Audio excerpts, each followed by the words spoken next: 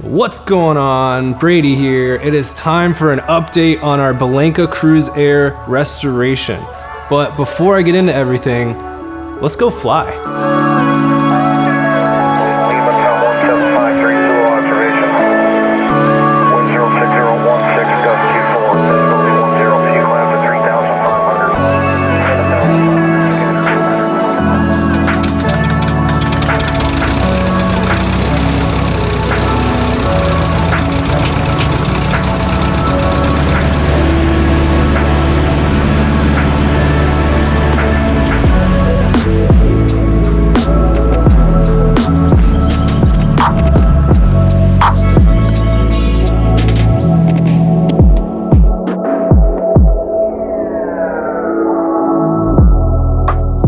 So that is a 1940s Taylorcraft. There's one here at the field in St. Augustine, and it's the only tail dragger for rent. And I've been flying it to stay current and also to become a better tailwheel pilot. That airplane is a lot of fun. Learning more and more every time I go up. As far as an update goes on our project, we've been out here a lot, almost every evening, making a lot of progress. Things are moving along. There's 3 of us. One of the main things we've been focused on is getting the wings ready, because there's quite a bit of work to be done on those, and so we want to get them as smooth as possible. Apparently from the factory, with 150 horsepower, this airplane could cruise at 150 miles per hour. I don't know if that means 75% throttle or what, but we'd like to get it these wings as smooth as possible, not just for looks, but to promote speed. And so there's been a lot of filling going on with some lightweight 2-part epoxy, sanding them down, adding more, sanding it down,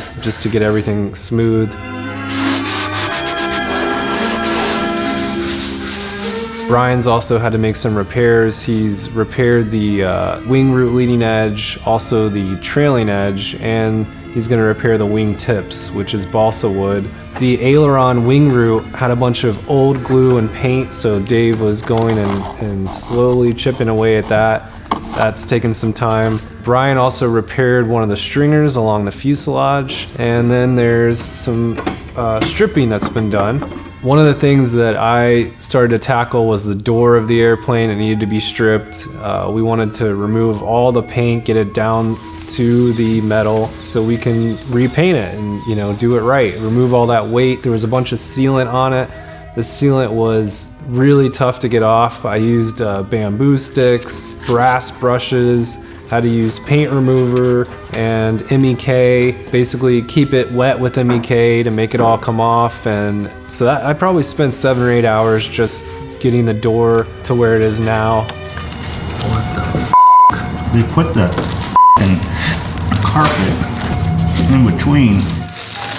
These are going to come off, and much of the aluminum bits on the Cruisair was spot welded, which is kind of interesting for being the 40s, 1946. At some point, they probably damaged it, well, did of course damage the door, and so you can tell these rivets are here. That's not stock, and so pretty crappy repair job. So we'll go ahead and drill all the rivets out and redo it, make it right.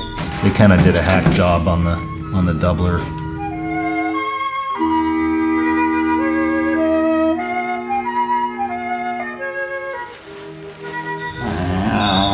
Nice door.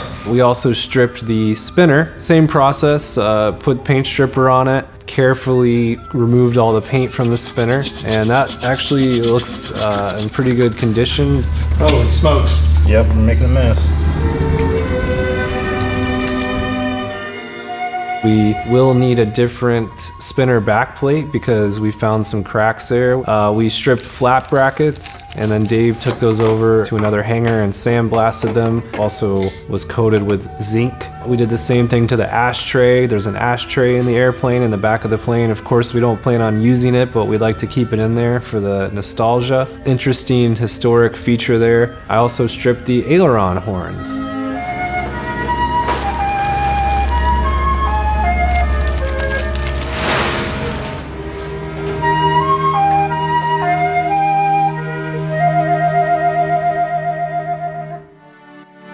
I think I mentioned in the first video, the interior looks pretty nice. There was some mildew in there because this airplane's been sitting. Nothing too bad. I just used a little bit of Clorox mixed with water and started carefully removing the mildew, and that came off nicely. The yolks, we chipped away at the yolks. They had this cream paint on them, which we kind of like. We might keep that color, but as you can see now, they are stripped down to the metal. This one just needs to be sanded, and then we can repaint those properly. The gear handle had a little chip in it. This airplane has a manual gear, so it's about 32 to 36 times or so you turn it, and that raises the gear and then lowers it. I believe it's around 32 cranks to... it had a little chip, and then you... Yeah, it had a chip in the end. Of course, parts for these airplanes are very hard to find, so what I did is just cleaned it up and cut the chip out and polished it. The chain, everything's in really good shape, but it hadn't been lubed. There's like a little tiny hole,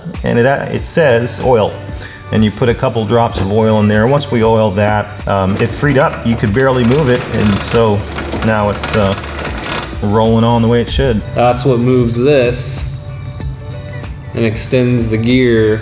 One of the most exciting things that just happened is we got a instrument panel stamp.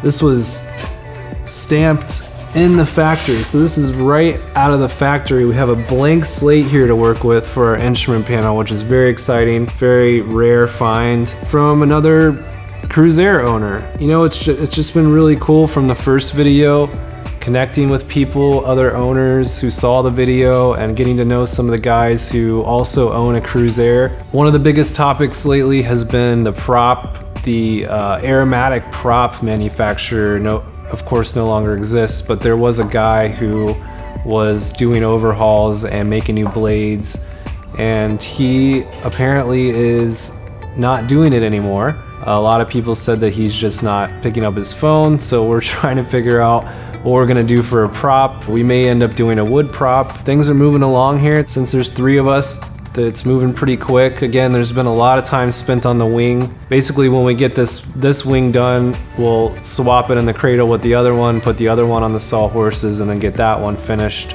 and get them ready for fabric. Let me know if you want to chat about any of this. The restoration, the Bellanca Cruisair, is a classic airplane that many people may have never heard of, so it's very exciting to be doing this restoration. Thanks for watching. Stick around. If you want to follow this restoration, be sure to subscribe. One day we'll be making videos with it in the air. Can't wait for that. And yeah, stay tuned.